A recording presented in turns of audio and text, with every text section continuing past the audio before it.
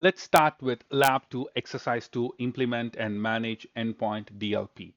Now, in this lab, we will implement and manage the DLP using Microsoft Purview to protect sensitive information on company devices. We'll also onboard a Windows device, create a policy to block USB transfers, configure the endpoint restriction, and install the Microsoft Purview extension to enforce DLP policy in supported browser. We're going to start with task 1, onboard device for endpoint DLP. Now we need to log into CL2. So we always use CL1. So I'm going to click here and go to CL2. Let's log into the machine. So I go to the resources, see for CL2, the password is the same. Let me log into the password.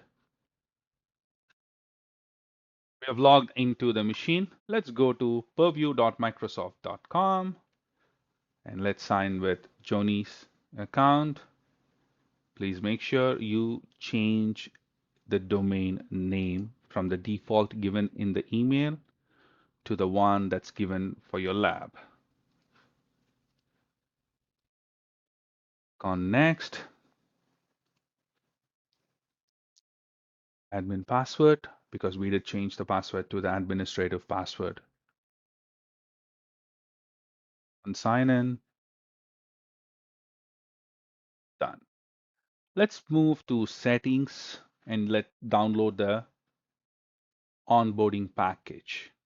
Device onboarding, onboarding. There are different ways that you could onboard the device.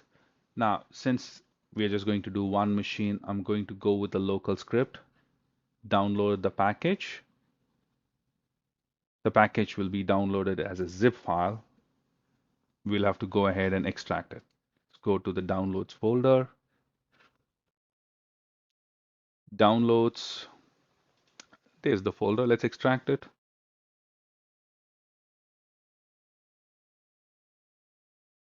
Once it is extracted, it's going to have a .cmd file. We will have to make sure that the file is unblocked from the properties. So here's the file. Right click, go to properties, show more options, properties, unblock. And that is done. We'll go ahead, right click and run as administrator. Click on yes, press Y to continue.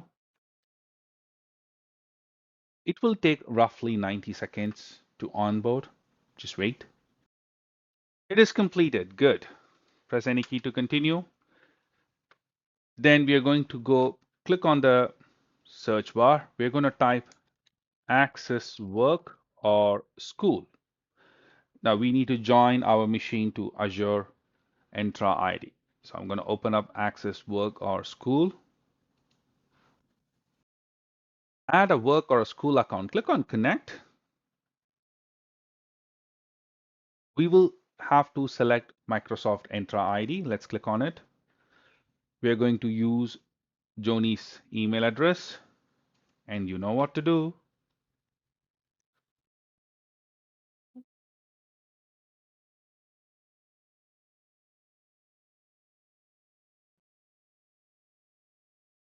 All right, I've completed the sign-in process. And yes, I want to join.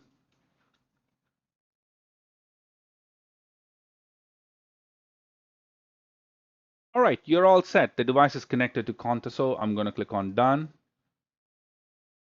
And I'm going to restart the client too.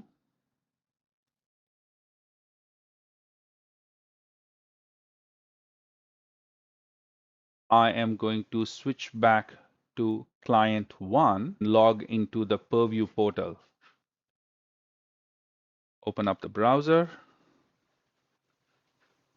I want to make sure I'm on Journeys, purview.microsoft.com, Johnny's email address.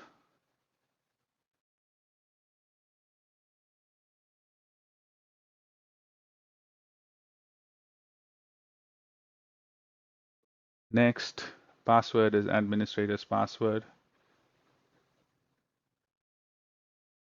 The reason is I have changed this password to the admin's password, so it's easy for us to use.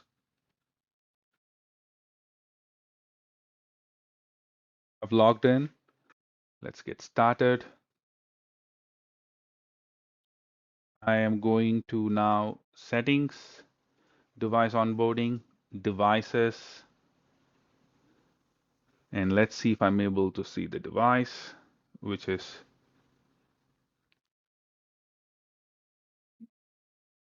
I see two devices here, and don't get confused. That is because initially I onboarded my first machine, so hence I went ahead and onboarded the second machine. So let's click on the latest one, which was last seen 8:39, which is 4 minutes from now. Okay, so I have DLP status is enabled, last seen. So that's the device.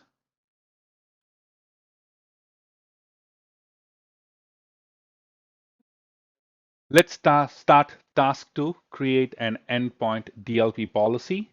So here we'll create a DLP policy that detects sensitive data like credit card numbers or employee IDs and block users from copying it to USB drives. So this policy runs in simulation mode with user notification, and we'll also allow override settings. So I'm going into solutions and I'll click on data loss prevention and I'll go to policies and I'm going to create a new policy.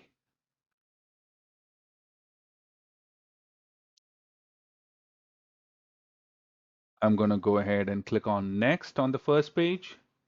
I'm going to go to custom policy, next. The name is block USB transfer. The description, prevent transferring sensitive data to USB devices. Next, we will not be assigning any admin units. The locations to apply, we are going to apply it to devices. So we'll keep the device and then remove everything. And then we'll click on next. Let's click on create or customize advanced DLP policy that's selected by default. Next, let's create a rule.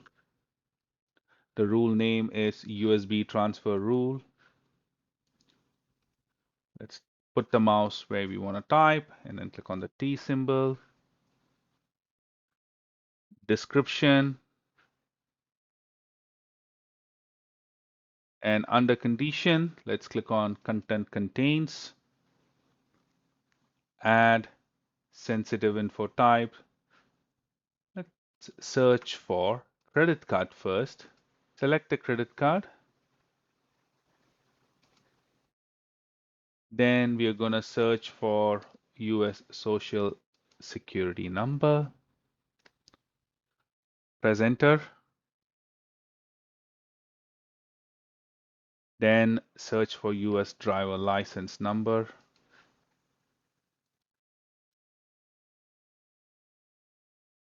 And finally, Contoso employee ID. Press enter. So 4 items selected. Click on add. We completed step number 13. And if you scroll down under actions, you'll go ahead and add an action. So audit or restrict activities on devices. Scroll down. Okay, so we scroll down, audit or restrict activity on devices section. So in the files and activities for all apps section, ensure copy to removable USB device is selected. Let's go search that. That. So copy to removable USB device is selected. And from audit, we are going to move it to block. That's user number, step number 15. If you cannot find this copy to remove USB in your screen, just press Ctrl F and type the sentence. It will highlight for you. Let's move on to user notification. There is user notification. Let's turn it on. And let's go ahead and show a policy tip. I'm going to click on Save. We'll be back onto the Customize Advanced DLP Rules window. We'll click on Next. And we will run the policy in simulation mode and show tips. And also select Turn the policy on if not edited within 15 days of simulation.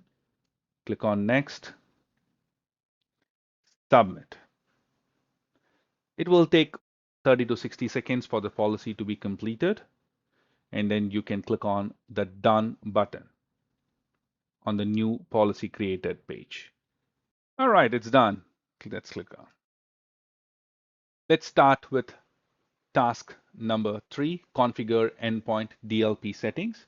Now, in this task, we will customize endpoint DLP by excluding a file path, blocking unallowed browsers like Chrome, and restricting cloud domains such as Dropbox to prevent data leakage through untrusted channel. We are already in CL1 and we have logged in as Johnny Sherman. I am going to go to Settings and DLP. And under Endpoint DLP settings, expand file exclusion path for Windows. Here's one. And add a file path. Now the path we are going to exclude is C:\file path exclusion test. Let's put the mouse here, click on the T symbol, and click on plus. It will add the path, and I'm going to go ahead and click on Save. Then let's expand browser and domain restriction to sensitive data. If we scroll down, browser and domain restriction to sensitive data, open it up. Here, add or edit unallowed browser, click on it. We are going to select Google Chrome and click on Save. Domain, I'm going to click on this and I'm going to add Dropbox.com. Add it. Save. That's an end of task 3. Now, let's go to task 4, configure Microsoft Purview extension. In this task, we will install Google Chrome and add Microsoft Purview extension to support DLP enforcement in Chrome, ensuring consistent policy application across supported browser. Open up a new tab, go to chrome.google.com.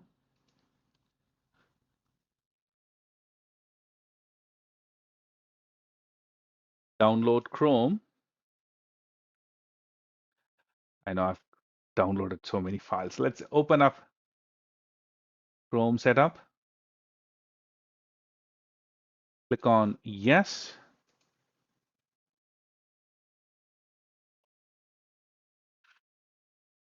All right, the Chrome is installed. I'm going to click on Do Not Sign In.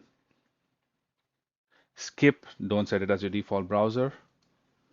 I'm going to go ahead and install Microsoft Purview extension. So, and the privacy, I'm going to click on Got It. Click on the address bar and type the extension name. And let's go ahead and click on Add to Chrome. Maximize this, Add to Chrome, add extension. Now, once the extension is added, we can just open up a new tab and type Chrome://extension. And we can double check Microsoft Purview extension is enabled. You can also click on this icon. You will see Purview extension. I'm going to click on Pin so that we could see it. So we have successfully installed Chrome and added the Microsoft Purview extension. So now this device supports DLP policy enforcement in both Edge as well as Chrome. That brings us an end to task 4 and the entire exercise. Exercise number 2, lab 2, exercise 2. Thank you.